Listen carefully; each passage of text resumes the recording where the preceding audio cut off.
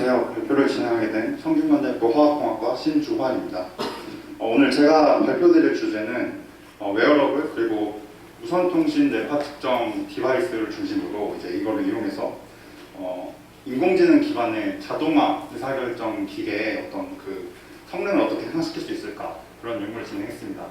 약간 좀 다양한 주제가 섞인 좀 복합적인 연구고 네, 약간의 화학공학회랑 연관이 아주 크진 않을 수 있는데 사실 이 연구가 어떻게 보면 이제 재료 처음에 이제 센서부터 시작해서 이제 커진 연구로 이제 좀 재미있게 들어주시면 감사할 것 같습니다. 네, 먼저 시작하기 앞서 영상 하나 봐주시면 감사하겠습니다. 이게 이제 차를 새로 구매하러 가는 이 사람이 이제 반자율주행 자동차를 시승해보는 영상입니다. 이제 동승한 판매 사원이 이제 브레이크를 밟지 말아보라고 요구를 하는데요. 한번 보시겠습니다.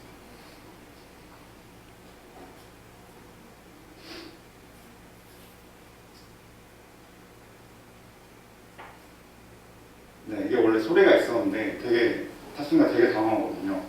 이런 경우에 만약 이 탑승자의 뇌파에 과연 어떤 일이 있었을까요? 이제 먼저 정답부터 말씀드리면 탑승자의 뇌에는 이제 에러릴레이티드 포텐셜이라는 특정한 뇌파 패턴이 발생됩니다. 이제 어떤 당황하거나 이제 생각하기에 잘못됐다고 생각하는 이 자극이 들어오면 이런 특정한 뇌파 패턴이 생기는데요. 이러한 뇌파 패턴, 이러한 뇌 패턴은 사람한테서 얻어낼 수 있는 수많은 어떤 데이터나 정보 중에서 어떤 사람의 인지나 어떤 인지 판단이 반영되는 몇 안 되는 정보 중에 하나입니다. 그래서 저는 이러한 뇌파 패턴을 어떻게 인공지능이나 이런 기계를 위해 이렇게 잘 사용할 수 있을까 이제 고민을 했습니다. 먼저 인공지능 분야부터 조금 알아보는데요. 일단 인공지능 분야를 좀 살펴보면 이게 마치 어른이 아이를 가르치듯이 사람의 어떤 휴먼 가이던스가 이제 인공지능의 학습을 가속화시킬 수 있다고 널리 알려져 있습니다. 근데 현재는 실용적으로는 이제 사람의 손을 이용하거나 아니면 목소리를 이용하거나 아니면 그 얼굴 표정 변화를 이용해서 이렇게 그 인공지능을 학습시키는 형태로 아직은 조금 매우 불편합니다. 좀 이 필드에서는 되게 뭔가 이렇게 비싼 그런 방식이라고 여겨지고 있고요. 아까 봤던 영상에서처럼 되게 무의식 중에도 자동적으로 나오는 이런 뇌파 패턴, 뇌파 이미지를 이런 학습에 사용하면 상당히 편하고 그리고 뭐 팔이나 아니면 뭐 목소리 말을 할 수 없는 사람도 사용할 수 있겠지만 아직은 이런 연구가 활발히 되고 있지 않은 게 마치 옆에 있는 사진처럼 이 뇌파 측정 장치 그 자체에 있습니다. 아직도 너무 전극이나 아니면 전극과 연결되는 뭐 커넥터, 이 측정 소자들까지 아직 어떤 실험실이나 아니면 이제 의료 환경을 벗어나지 못하고 있는 그 환경에서 그 한계점에 있어서 아직은 잘 사용이 되지 못하고 있고 그래서 어떤 새로운 디바이스나 어떤 그런 통합적인 전략들이 이런 이미지를 이제 일상생활에서도 AI 같은 데 접목시키기 위해 매우 필요하다고 생각했습니다.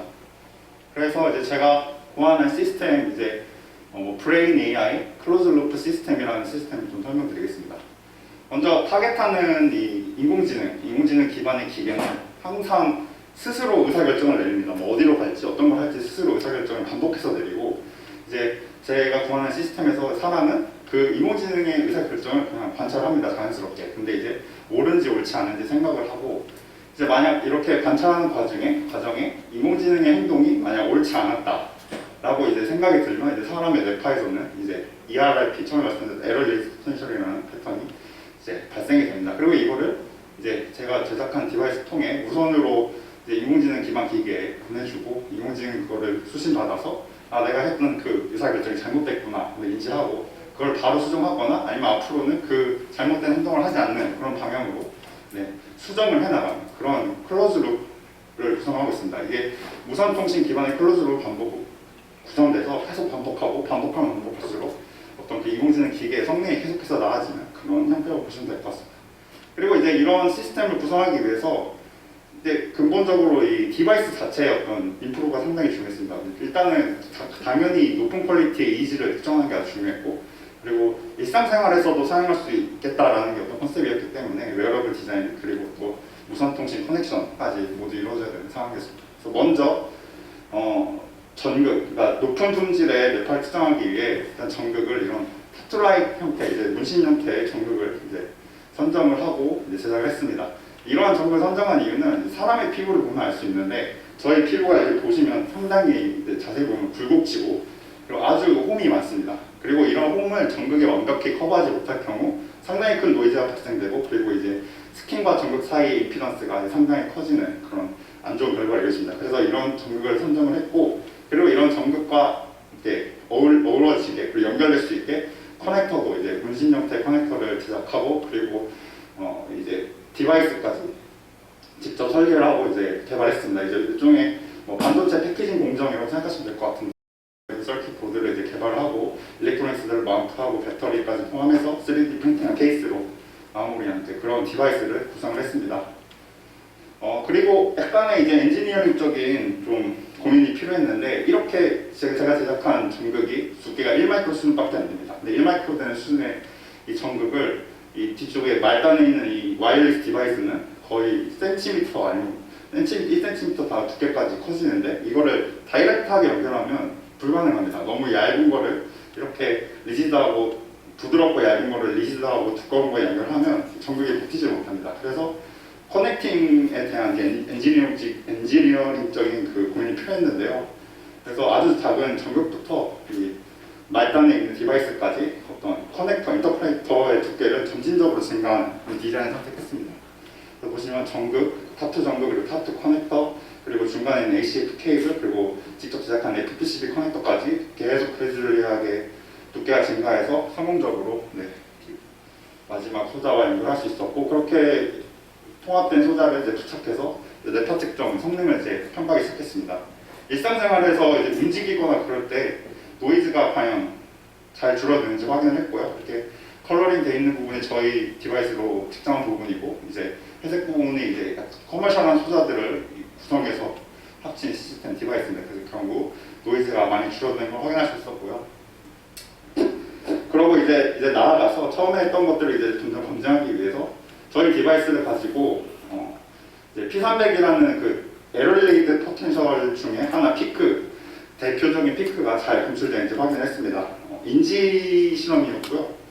좀 보여드리면 이 소리가 있었는데 같은 소리가 딴 하고 나오다가 이제 예상하지 못할 때 딱 하고 뭐 아예 삑 하고 다른 소리가 나온다거나 그런 음성으로 구성된 3가지 테스트를 진행하였고 10명의 PC롬들한테서 모두 이렇게 특정한 300ms 근처에서 이렇게 뾰족하게 튀는 P300 패턴 피크가 잘 나오는 걸 확인했습니다. 그리고 움직임이 없을 경우에 이제 흔히 이제 뭐 연구실이나 뭐 의료 환경에 쓰는 커머셜한 이제 디바이스랑 어떤 뇌파 수준의 차이가 없음을 확인했고요. 그리고 이제 조금 더 처음에 이제 말씀드렸던 에럴리 포텐셜을 측정하는 이제 새로운 어떤 형태의 구성 실험을 했습니다.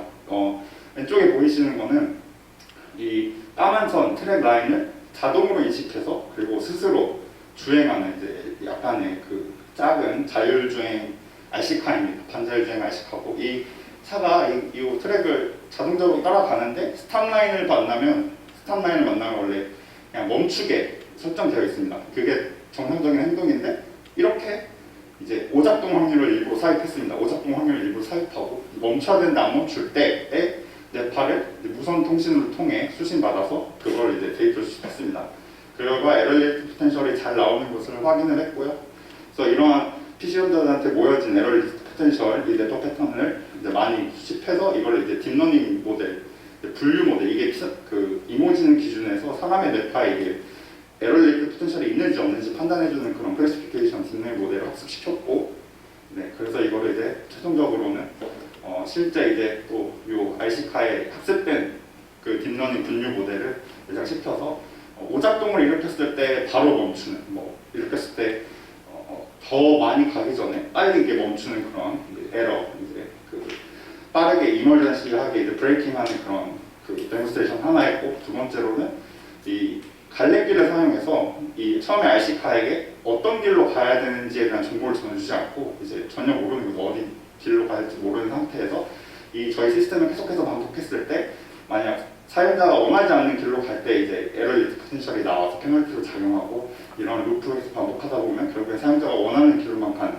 그런 데몬스트레이션 진행했습니다. 그래서 이게 루프가 반복되면 반복될수록 정확도가 올라가서 이런 식으로 몇 가지 데몬스트레이션, 그리고 여기 그게 포함되어 있지는 않았지만 뭐 인공지능에서 많이 사용되는 뭐 미러 찾기나 아니면 뭐 인공지능 비서 이런 데도 음성으로 적용을 해본 경험이 있습니다.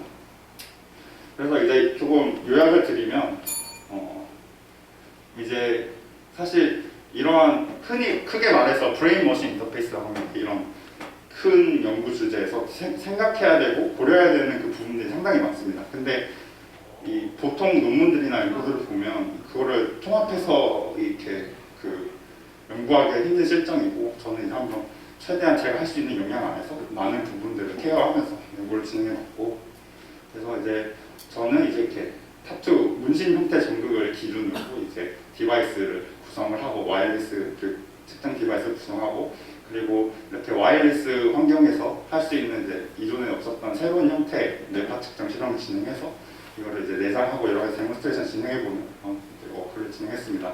그래서 퓨처 워크로는 지금은 이제 이런 인공지능 기반의 기계를 이렇게 간소하게 만들어놨는데, 이걸 더 나아가서 실제 자율주행차에다가 이제 적용을 해본다거나, 그리고 또 실제 차에서 조금 더 노이즈하고 그리고 이제 긴 시간 동안 활용해야 되는 그런 상황에서 이런 저의 시스템을 적용해보는 계획을 지니고 있습니다.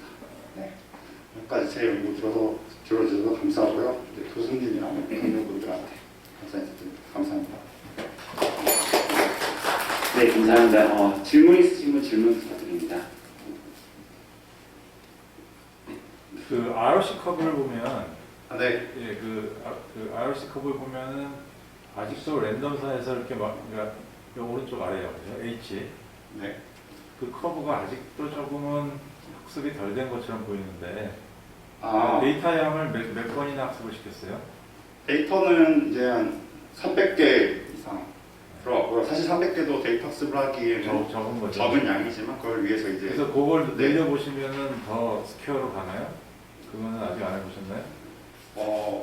데이터 학습량을 늘리면? 데이터 학습량을 늘리면 좀 더 이제 ROC 커브에 이렇게 더 닿긴 할 텐데, 근데 이거는 정확히 ROC 커브는 좀 아니고요. 이거 그냥 밑에가 X축이 그 학습, 그러니까 이게 이터레이션이랑 거 조금 다른 게, 학습 시퀀스구나. 네, 이제 그 루프를 몇 번 돌았는지, 그러니까 이제 네. 루프를 한 번 더 돌 때마다 데이터가 더 생기는 거여서요. 네.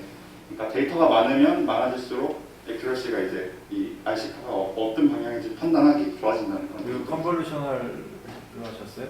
네, 그 여기 뒤에 나오는데 컨볼루션을 쓰려다가 안 쓴 게, 이제 저희가 전극이 싱글 채널이라 컨볼루션이 효과가 좀 덜했고, 그거 대신에 이제 요 RNN, CNN 대신에 RNN 중에 하나의 롱쇼텀 메모리랑 그냥 풀리 커넥트하게 연결되어 있는 그냥 도 인코더 같은 것을 조금 사용했습니다. CNN도 아마 전극 개수가 많아지면 CNN을 꼭 써야 될 것 같습니다. 감사합니다. 네, 또 질문 있으신 분 질문 부탁드립니다. 네, 저 질문 하나만 드리겠습니다. 네.